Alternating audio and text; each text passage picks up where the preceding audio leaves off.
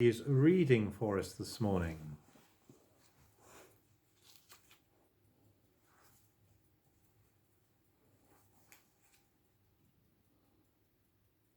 Is Scylla reading for us this morning? Sorry. Oh, there we are. Good. Start again. Now, when the Lord was about to take Elijah up to heaven by a whirlwind, Elijah and Elisha were on their way from Gilgal. Elijah said to Elisha, "Stay here, for the Lord has sent me as far as Bethel." But Elisha said, "As the Lord lives, and as you yourself live, I will not leave you." So they went down to Bethel. The company of prophets who were in Bethel came out to Elisha and said to him, "Do you know that today the Lord will take your master away from you?" And he said, "Yes, I know. Keep silent."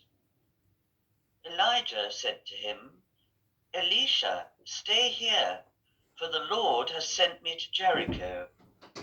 But he said, "As the Lord lives, and as you yourself live, I will not leave you."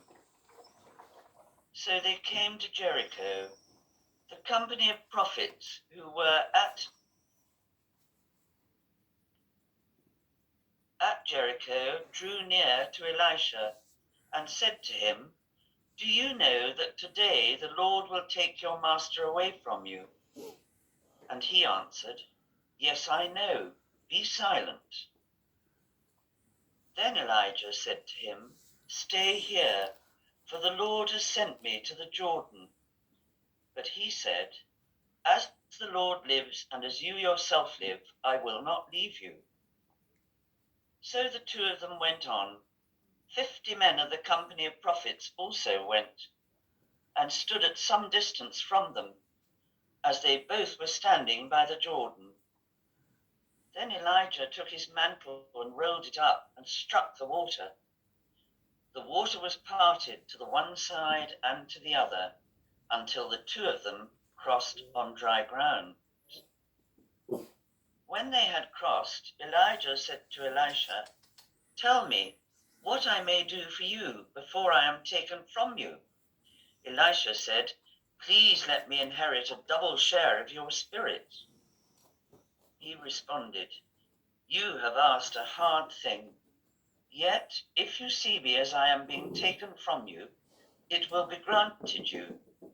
If not, it will not."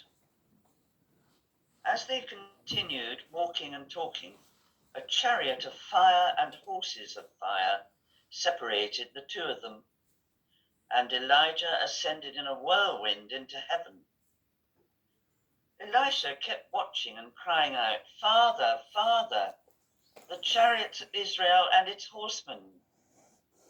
But when he could no longer see him, he grasped his own clothes and tore them in two pieces. Here ends the lesson. Thank you, Scylla. And our gospel is from St. Mark. 6 days later, Jesus took with him Peter and James and John and led them up a high mountain apart by themselves. And he was transfigured before them, and his clothes became dazzling white, such as no one on earth could bleach them. And there appeared to them Elijah with Moses, who were talking with Jesus. Then Peter said to Jesus, "Rabbi, it is good for us to be here. Let us make 3 dwellings, one for you, one for Moses, one for Elijah." He did not know what to say, for they were terrified. Then a cloud overshadowed them, and from the cloud there came a voice, "This is my son, the beloved. Listen to him." Suddenly, when they looked around, they saw no one with them any more, but only Jesus. As they were coming down from the mountain, he ordered them to tell no one about what they had seen until after the Son of Man had risen from the dead.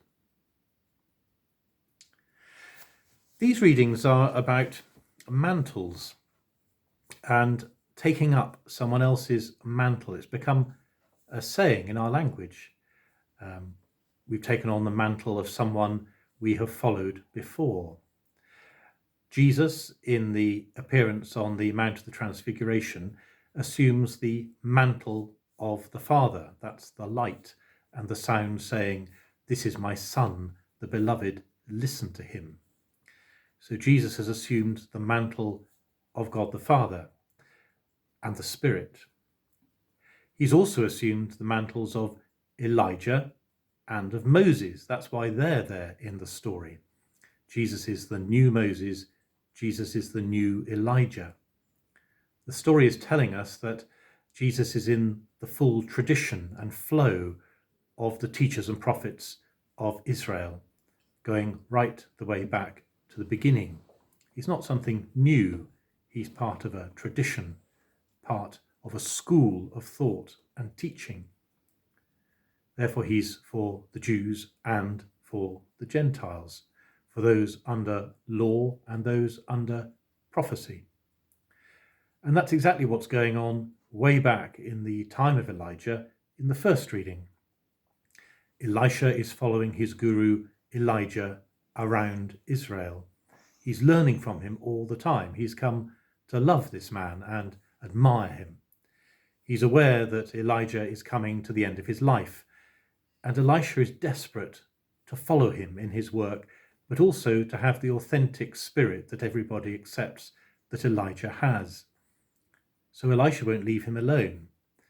Every town they go to, the local prophets come out and say, "Oi, Elisha, are you aware that Elijah, your guru, is about to pass on?"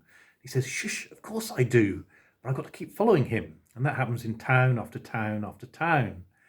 Eventually they come to the place where Elijah is to be taken up in the fiery burning chariot into heaven. And he turns to Elisha and says, "What do you want from me?" And Elisha says, "A double share of your spirit." That's not twice as much as Elijah had. It's the share of the eldest son when a father dies. The son gets twice as much as each of the other brothers gets. So it's saying, I want to be recognized as your eldest son, which is, of course, what Jesus gains at the Transfiguration. And Elisha doesn't know whether this is going to happen, because it all then focuses upon this prophetic mantle, which was the sign of a prophet, almost the robe of office. And as the fiery chariot ascends into the heavens, the mantle falls and Elisha inherits it. It falls upon Elisha. And he immediately puts it to use by rolling it up and using it to cross the river Jordan by parting the water, which proves that the spirit and power of Elijah has fallen on Elisha. And mantles are funny things, aren't they? We can yearn for them for years. We know that Boris Johnson wanted to be Prime Minister ever since he was 2 and King of the world. And one rather wonders what it feels like now that the mantle has truly fallen upon him. Sometimes a mantle is an awful lot heavier than you thought it would be when you considered it would be a wonderful thing to have. It comes with authority and power, but it also comes with responsibility. We can yearn to follow those who inspire us and then find that when their mantle does fall upon us, it isn't quite all cakes and honey as we thought. And we also have a responsibility in what we do with our own mantles. We have our own followers and those who look up to us, whether within our families or in our friendship groups or in our work. And we have a responsibility for others as to where that mantle falls. It's a mantle of authority and contains a spirit of doing whatever the role is.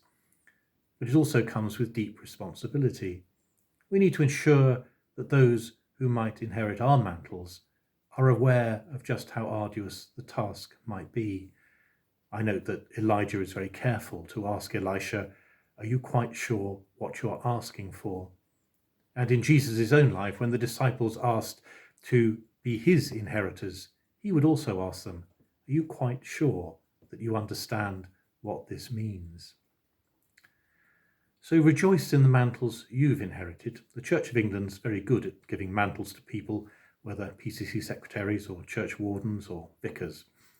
Hopefully the mantle contains its own reward, but it behoves all of us to remember just what it is that other people are carrying on their shoulders, those mantles.